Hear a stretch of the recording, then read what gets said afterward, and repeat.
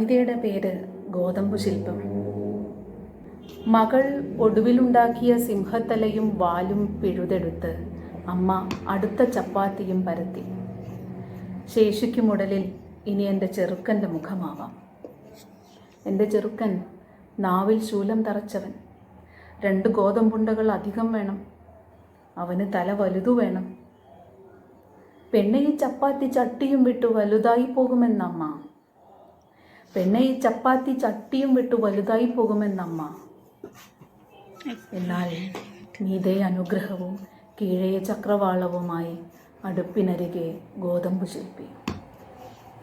മീതെ അനുഗ്രഹവും കീഴേ ചക്രവാളവുമായി അടുപ്പിനരികെ ഗോതമ്പു ശില്പി. പ്രേമത്തിൻ്റെ ശൂലം കയറ്റും മുമ്പ് ചെറുക്കൻ്റെ നാവ് പിഴുതെടുത്ത് ചപ്പാത്തി ചുട്ടതെന്തിന്? ഒരു ഗോതമ്പു ശില്പത്തിൻ്റെ അനന്തമായ സർഗാത്മകത ഉള്ളി കൂട്ടി കടിച്ചു തിന്നതെന്തിന്?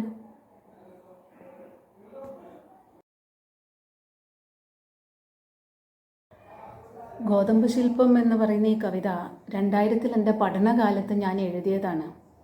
ഇന്നിപ്പോൾ ഇത് അവതരിപ്പിക്കുമ്പോൾ ഞാൻ എന്നെ കാണിച്ചുകൊണ്ടല്ല, മറിച്ച് ഒരു വീഡിയോ ഇമേജ് ഫുട്ടേജുകൾ കാണിച്ചുകൊണ്ടാണ് ഇത് അവതരിപ്പിക്കാൻ ശ്രമിച്ചത്.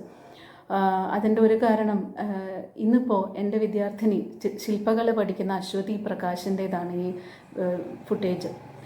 അവളുടെ പഠനകാലമാണിത്. ഞാൻ പണ്ട് പഠനകാലത്താണ് ഇങ്ങനെ ഒരു കവിത എഴുതിയതെന്നുള്ള പോലെ അവളുടെയും പഠനകാലമാണിത്. ഇപ്പോൾ അവൾ കോവിഡ് ഉണ്ടാക്കിയൊരു വിദ്യാഭ്യാസ പ്രതിസന്ധി എന്ന് വെച്ചാൽ അവളെ സംബന്ധിച്ചിടത്തോളം ശില്പപരിശീലനത്തിന് കോളേജിൽ നിന്ന് സാധാരണ ലഭിക്കുന്ന സ്റ്റോണോ മരമോ കളിമണ്ണോ ഒന്നും മീഡിയങ്ങളൊന്നും ലഭ്യമല്ല. അപ്പോൾ വീട്ടിലും പരിസരത്തും ലഭിക്കുന്ന എന്തും പരിശീലനത്തിന് ഉപയോഗിക്കാം എന്നുള്ളൊരു വല്ലാത്ത പ്രതിസന്ധി വന്നപ്പോഴാണ്, അല്ലെങ്കിൽ സാധ്യത വന്നപ്പോഴാണ് അവൾ നിത്യജീവിതത്തിൽ കലയുടെ സാന്നിധ്യം ഒളിഞ്ഞു കിടക്കുന്നത് കണ്ടുപിടിച്ചത്.